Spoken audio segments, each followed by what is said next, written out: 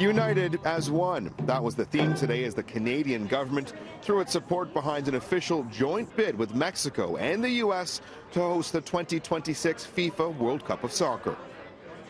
We are one of the most diverse countries in the world.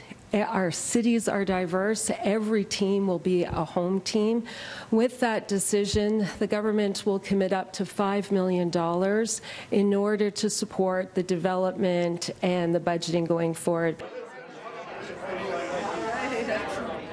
If the bid is successful, Canada would get to host 10 of the tournament's 60 to 80 games.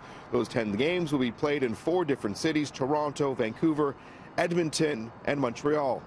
Good evening, I'm Adrian Gobriel. Lots of excitement at this morning's announcement, though it was pretty much short on any and all specifics. How much could the games cost here in Canada? Will there be any funding to grow the sport at the grassroots level? And what to do with BMO Field? The stadium here would host the games in Toronto, though it's small by FIFA World Cup standards. As it sits today, around 30,000 people can fit in for a TFC game, retrofitted with some temporary seats, and it just meets FIFA's minimum of 40,000 seats. According to Sportsnet soccer insider James Sharman, the stadium could see a permanent upgrade if we do, in fact, get the games.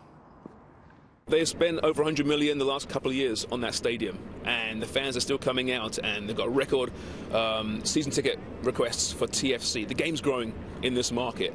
It won't be an issue filling those seats, and in 8 years' time, who knows what TFC is, what they need themselves. 28, 30,000 might not be enough for them at that point. So to me, the timing is almost perfect. We heard Mayor John Tory initially say Toronto should get between 4 to 5 games. Now it's 3 to 5 games. What do you realistically expect we see here in our city when it comes to the games? Listen, there's only 10 games overall, and there's other good soccer markets in Canada. 5 would be a real stretch. I'm thinking probably 2 or 3. One big unknown still is cost. Officials have pegged it at between $30 to $45 million, though that doesn't include security, and it likely doesn't even include infrastructure like transit upgrades. U of T's David Roberts looked at the social economic impacts of hosting the South Africa World Cup for his PhD and believes the actual cost could be 10 times more than the $45 million being floated, and that might only cover getting BMO up to snuff.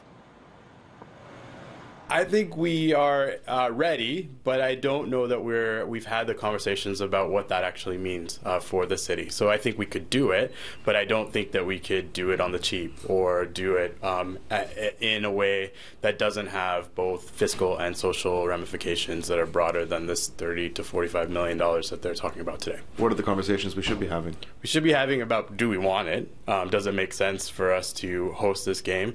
What are the actual real expenses, including security costs and infrastructure investment, and what are the alternatives? Today we heard federal members of parliament celebrate that soccer is the #1 sport for boys and girls from age 5 to 14. Though outside of the women's national team, the game has had serious issues developing talent. Both Sharman and Roberts believe any successful games has to come with major funding for the sport at the grassroots level.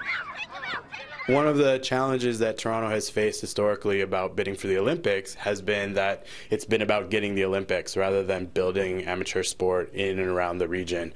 Kids are playing soccer. We know that. It's been bragged about for generations now, how many kids play soccer. But what happens at the various age grades? Why do we lose so many kids at the top level?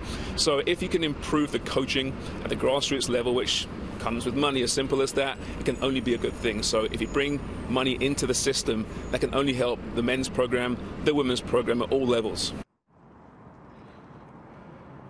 When it comes to any potential upgrades here at BMO Field, owners MLSE said they can't comment until FIFA announces who's actually won the bid. Now, Canada, Mexico, and the USA's joint bid is going up against Morocco, and we should expect to hear who wins in June.